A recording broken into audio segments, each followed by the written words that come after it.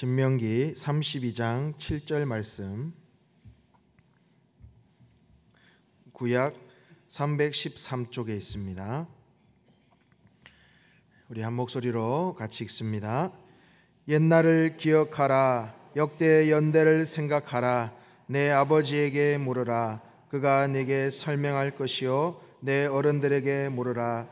그들이 내게 말하리로다. 아멘. 기도하겠습니다. 하나님 아버지, 이 시간 저희의 심령에 말씀하여 주옵소서. 저희는 듣겠나이다. 들을 귀와 마음을 주시고 그 말씀이 저희를 살리는 놀라운 회복의 시간, 은혜의 시간이 되게 하여 주옵소서. 예수님의 이름으로 기도드립니다. 아멘. 오늘은 무슨 날이죠? 6월 25일입니다. 6.25 전쟁이 있은 지 정확하게 75주년이 되는 날입니다. 6.25 전쟁 어떻게 시작되었습니까? 1950년 6월 25일 새벽 4시경 북한군이 폭풍작전이라는 그 계획에 따라서 35도선의 그 전역을 걸쳐서 이 남한, 대한민국을 침공하면서 발발한 전쟁입니다. 1953년 7월 20일 휴전협정을 맺기까지 3년 1개월이라는 그 긴 시간에 걸쳐서 같은 민족끼리 총뿌리를 겨루는 그런 비극의 시간이었습니다. 전쟁으로 한국군, 유엔군 합쳐서 80만여 명이 죽거나 실종되고 다쳤고, 민간인들도 100만 명 이상이 죽거나 실종되고 다쳤습니다. 남한 땅에 제조업의 기반 시설이 절반 이상이 파괴가 되었고요, 1,000만여 명의 이재민이 발생했고, 사실상 전쟁의 피해를 입지 않은 사람이 없을 정도였습니다. 수많은 사람이 가족을 잃었고, 생명을 잃었고, 부상을 당하고 이산가족이 되어야 했습니다. 특히나 그 당시는 2차 세계대전 이후였습니다. 그래서 공산과 반공산 그 양진영으로 대립되어서 자칫 잘못하면 3차 세계대전으로 이어질 수 있는 정말 큰 규모의 전쟁이었죠. 그 와중에 우리나라를 도와주었던 수많은 나라들이 있었습니다. 대표적으로 미국은 178만 명의 군인을 파병했고, 이어서 미국, 캐나다, 튀르키예 등 16개국이 직접적인 전투에 참여했습니다. 그리고 의료적 지원만으로도 도운 나라가 6개국이어서 총 22개국 277만여 명의 도움을 우리가 받았습니다. 특히 미국은 1차, 2차 세계대전, 월남전 다음으로 많은 자국 군인의 희생을 치르면서 우리나라를 도와주었습니다. 우리는 이렇게 6.25 전쟁을 잊어서는 안 됩니다. 기억해야 하죠. 나라의 안보를 튼튼하지 않으면은 언제든지 이런 참혹한 전쟁은 다시 일어날 수 있다는 것을 우리는 기억해야 합니다. 국방과 안보가 약해지는 모습이 보이면 언제든 우리나라를 얕보고 삼키려는 적들은 아직도 분명히 존재하고 있다는 겁니다. 나라의 국방과 안보를 든든히 해야 함을 우리는 잊지 말아야 되는 것입니다.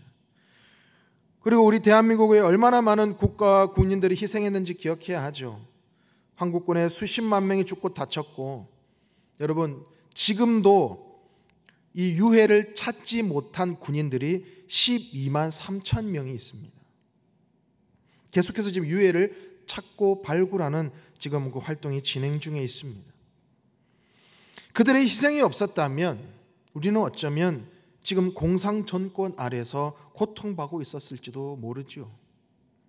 그리고 가장 중요한 것은 그 전쟁의 폐허 속에서 우리 대한민국을 건지시고 이 자리까지 오게 하신 하나님의 은혜를 기억해야 합니다. 설교 시간에 무슨 전쟁 역사를 공부하나 이렇게 하실 수도 있는데요, 역사를 잊은 민족에게는 뭐가 없다고요? 미래는 없다. 역사는 우리의 거울이다. 이런 말들이 있지 않습니까? 우리가 역사를 살펴보면서 우리의 현 주소를 비춰보고 미래를 준비할 수 있는 것입니다. 그러기에 우리는 역사를 잊지 말아야 하죠. 더 나아가 우리는 하나님의 은혜와 사랑을, 그 사랑의 역사를 기억해야 하는 것입니다. 그러기에 우리는 성경 속에서 이스라엘에게 베푸셨던 그 섭리를 보면서 우리의 신앙의 현 주소를 비춰보는 것입니다. 우리의 예배를, 우리의 기도를, 우리의 삶의 영역을 말씀으로 비춰보며 진단하며 앞으로의 우리의 삶이, 그리고 우리 용인영락교회의 미래를, 한국교회의 미래를 준비하는 것입니다. 바로 그것이 오늘 우리가 가져야 할 신앙의 자세인 것입니다. 오늘 우리가 읽은 신명기 32장은 모세의 유언과 같은 이야기입니다. 32장의 별칭은 또 모세의 노래라고 또 하죠. 오늘 본문 우리 32장 7절을 우리 다시 한번 읽어볼까요? 우리 32장 7절입니다. 시작. 옛날을 기억하라. 역대의 연대를 생각하라. 내 아버지에게 물으라. 그가 내게 설명할 것이요 내 어른들에게 물으라. 그들이 내게 말하리로다. 아멘. 옛날을 기억하라는 것입니다. 잘 모르겠거든 내 아버지에게 물으라는 겁니다. 그리고 그 주변 어른들에게 물으라는 거죠. 그러면 아버지나 어른들은 어떻게 해야 될까요? 잘 가르쳐야 된다는 겁니다. 우리가 잘 알아야 가르쳐 주죠. 어떤 내용을 기억하라는 겁니까? 8절부터 그 내용이 쭉 이어집니다. 하나님은 이스라엘을 극진히 사랑하셨습니다. 10절부터 14절 말씀을 제가 한번 읽어드리겠습니다. 여호와께서 그를 황무지에서 짐승이 부르짖는 광야에서 만나시고 호위하시며 보호하시며 자기의 눈동자같이 지키셨도다. 마치 독수리가 자기의 보금자리를 어지럽게 하며 자기 새끼 위에 너풀거리며 그의 날개를 펴서 새끼를 받으며 그의 날개 위에 그것을 엎는 것 같이 여호와께서 홀로 그를 인도하셨고 그와 함께한 다른 신이 없었도다. 여호와께서 그가 땅의 높은 곳을 타고 다니게 하시며 밭의 소산을 먹게 하시며 반석에서 꿀을, 굳은 반석에서 기름을 빨게 하시며 소의 엉긴 젖과 양의 젖과 어린 양의 기름과 바산에서 난 순양과 염소와 지극히 아름다운 밀을 먹이시며 또 포도즙의 붉은 술을 마시게 하셨도다. 그리고 하나님께서는 그 백성을 여수른이라고 칭하셨습니다. 이 여수른의 뜻은요, 온전하고 의로운 자, 올바른 자, 곧은 사람, 고결한 자라는 그런 뜻을 가지고 있습니다. 그러니까 하나님의 지극히 사랑스러운 그 사랑의 대상이자 하나님과 친밀한 관계 속에 있는 그 이스라엘을 그 속칭해서 별칭으로 여수른이라고 불렀습니다. 그리고 하나님의 은혜를 받고 회복되고 구속받은 이상적인 그 민족을 가리키고 그리고 영적이고 도덕적이고 영광스러운 그런 명칭이, 호칭이 여수른입니다. 사실 이스라엘 존재가 그런 존재라고 보긴 어렵지요. 하지만 하나님께서 그런 존재라고, 그런 소중한 존재라고 여수른이라고 칭해 주셨어요. 그만큼 사랑하신다는 거죠. 그런데 하나님께서 이렇게 귀하게 여겨주시고 이렇게 여수른이라고 칭해 주신 이 이스라엘 백성들이 어떻게 행동하느냐? 15절 말씀을 우리 같이 읽어보겠습니다. 15절입니다. 시작. 그런데 여수른이 기름짐에 발로 찼도다. 네가 살찌고 비대하고 윤택함에 자기를 지으신 하나님을 버리고 자기를 구원하신 반석을 업신여겼도다. 하나님을 발로 찼다고 합니다.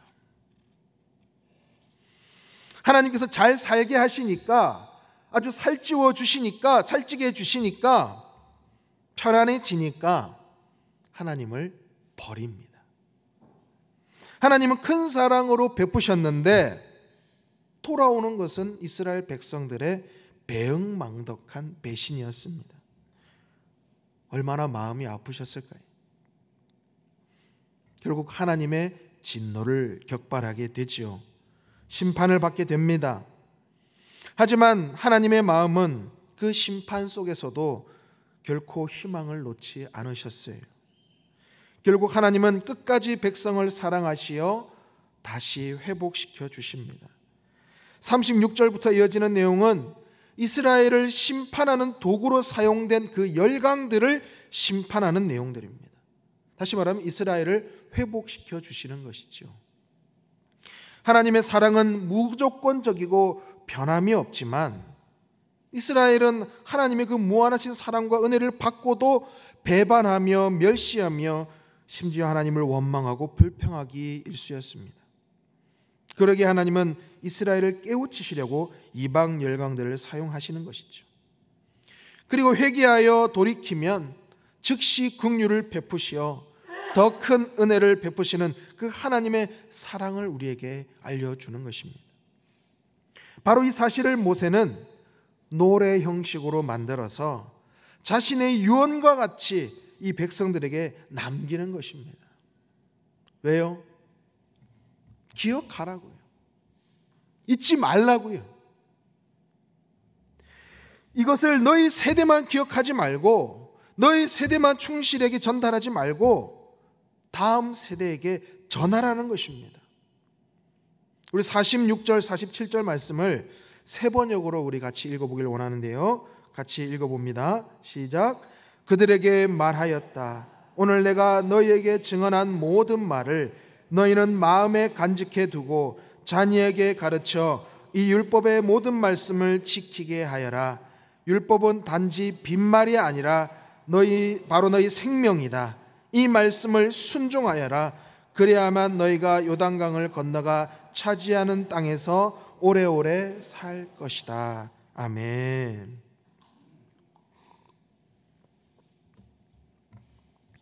마음에 간직하라는 것입니다. 기억하라는 것입니다. 앞선 세대, 그 앞선 선배들의 이런 악한 전철을 밟지 말라는 것이죠. 하나님을 떠나서 하나님의 진노를 격발하지 말고 이 이방 세력의 공격도 받지 말고 하나님만을 사랑하여서 그 안에 거하며 그 행복함을 누리며 살라는 거예요. 이 진리를 자녀들에게, 다음 세대들에게 가르치라는 것입니다. 이것이야말로 너희가 사는 길이다라는 것을, 새롭게 살아갈 이 가나안 땅에서 오래오래 살아갈 유일한 방법이라는 것을 말씀하고 있는 거예요.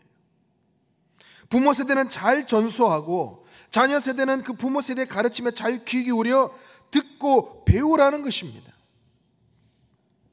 자, 이렇게 모세는 백성들에게 강하게 자신의 유언과 같이 이렇게 담아서 전달하고 있는 거예요.